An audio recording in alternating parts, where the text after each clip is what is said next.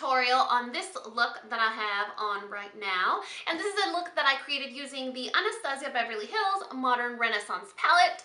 You guys have seen this palette up and down all avenues of social media.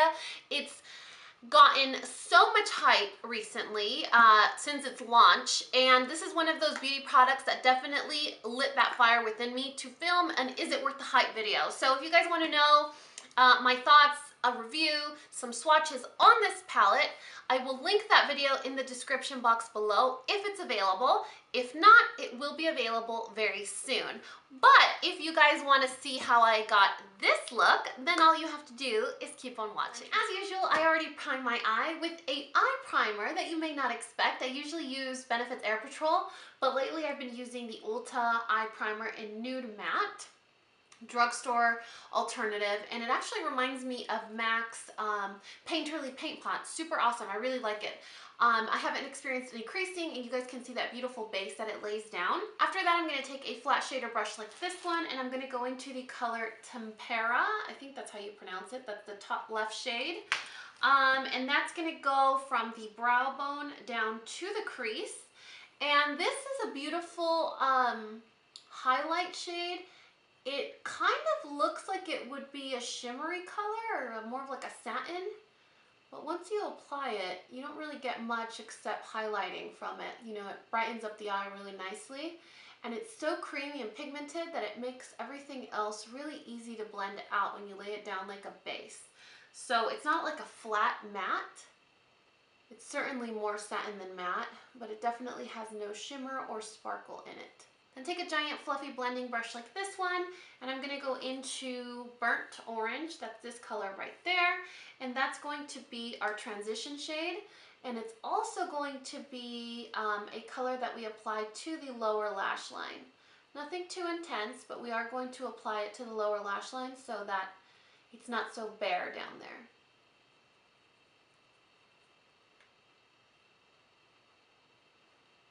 Now we're going to go in with a smaller shader brush like this one. This is my favorite one of ever. It's a $1 e.l.f. brush.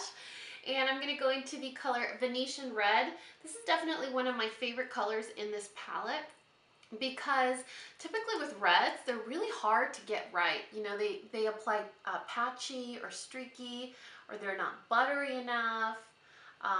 You know, they're really dry colors. So they're not creamy and they're hard to blend. This one is everything that a red is supposed to be. It's creamy, it's buttery, it's pigmented. It's just such a beautiful shade. So I'm going to go in with that flat shader brush and apply that to the eyelid.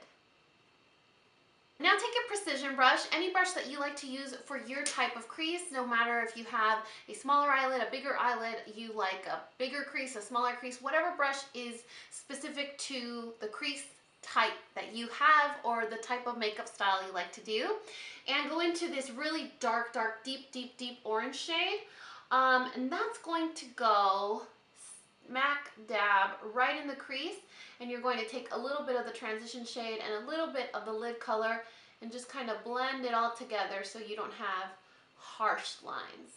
I still like a distinction between my colors.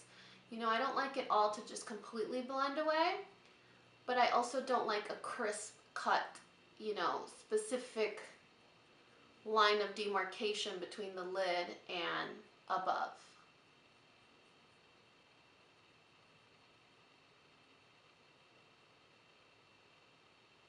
Now go back in with your big fluffy blending brush. Take additional color if you feel like you need it, and just kind of soften up the edges. I like to take a powder brush, or to have a powder brush nearby, just to clean up any messes that I made in case I had any fallout or anything crazy happen, especially in this part of my eye. I get a lot of popping of eyeshadow in there. Take whatever's left on your flat shader brush and just kind of revive that red shade again. Then take a brown eyeliner pencil, and that's going to go on the lower lash line, in the tight line, and the waterline. But we're going to kind of do it in phases so that it all doesn't get mixed together. So do the lower lash line first, and then take the leftover red eyeshadow, whatever's left over on that shader brush, and you're just gonna run it over, smudge it out.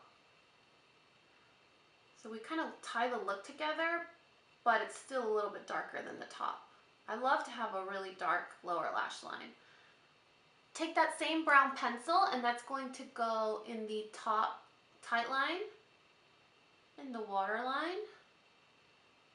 Oh, I just poked my eyeball. Oh. While my eye is watering uncontrollably, I'm going to take a liquid liner, a black liquid liner, and I'm going to do just, I don't know, some wing liner. Obviously, I'm going to edit this to make it look like I'm a wing liner pro, because wing liner is hard, you guys.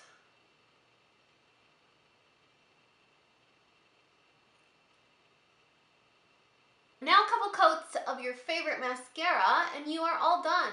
If you want to make this even more dramatic, obviously you could go in with a pair of false lashes, but today my eyes feel heavy. Do you guys ever have that where you're like, damn, my eyelids feel heavy, almost like sensitive heavy? Like any wrong wind direction and your eyes are just gonna start watering and tearing and crying.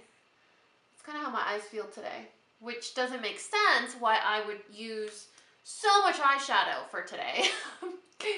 But let's just keep it moving. Let's just keep going. Like that just didn't happen. We're gonna let it dry. And once it's nice and dry, it'll just come right off and it won't ruin my foundation.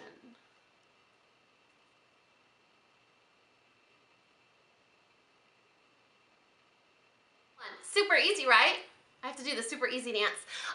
Super easy, like all my eyeshadow looks that I create for you guys. I want to make sure that they're easy to follow, that I'm able to explain myself to you, because if I go around doing fancy stuff, which PS, I don't know how to do, then tutorials wouldn't be fun. So the whole point of a tutorial is to just explore colors and do something fun and something that's easy and something that you could feel confident following along with. So I really hope that you guys found this tutorial easy and easy to follow along with. So like I said in the intro of this video, if you guys want to know if this palette is worth the hype, I will link that video in the description box below, or it will be available very soon.